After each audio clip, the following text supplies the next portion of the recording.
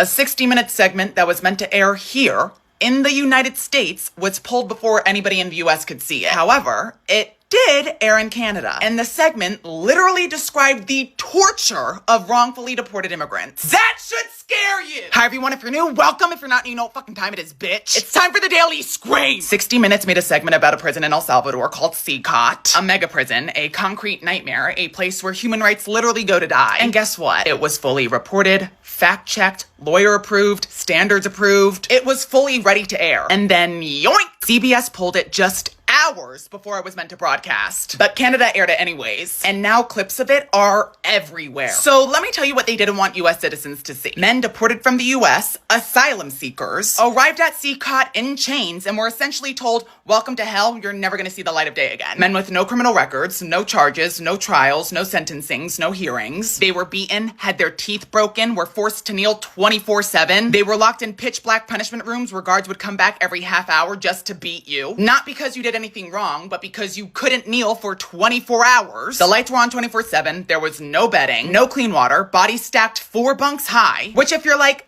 that sounds familiar. Yeah, because that's what the bunkers looked like in the Holocaust. And here's the part that should make your fucking spine crawl. Human rights investigators looked at ICE's own data and found that nearly half the men in that prison don't even have criminal records. But on TV, they're called monsters, rapists, predators, subhuman, animals. Now, CBS is saying that they pulled the segment because it wasn't ready, which is odd because it was screened 5 times, cleared by lawyers, and was also cleared by standards. So let's call this what it actually is. A story about torture tied to US immigration policy was deemed unacceptable. And suddenly, the problem wasn't the prison, it wasn't the beating, it wasn't the fact that asylum seekers disappeared into a foreign mega prison. No. The problem was that the people responsible, Kristi Noem, Stephen Miller, ICE leadership, and Barry Weiss, who pulled the segment, didn't want to go on camera. Meanwhile, CBS is now issuing copyright takedowns, and they're trying to erase the segment from the internet. And that's why this is scary. Because if the truth only exists due to a leaked video you had to screen record before it disappeared, that's not journalism failing, that's power panicking. And if that doesn't scare you, congrats. You're watching the slow normalization of people just disappearing. And you're also witnessing the quiet removal of stories that prove it. So hopefully, this doesn't happen to you.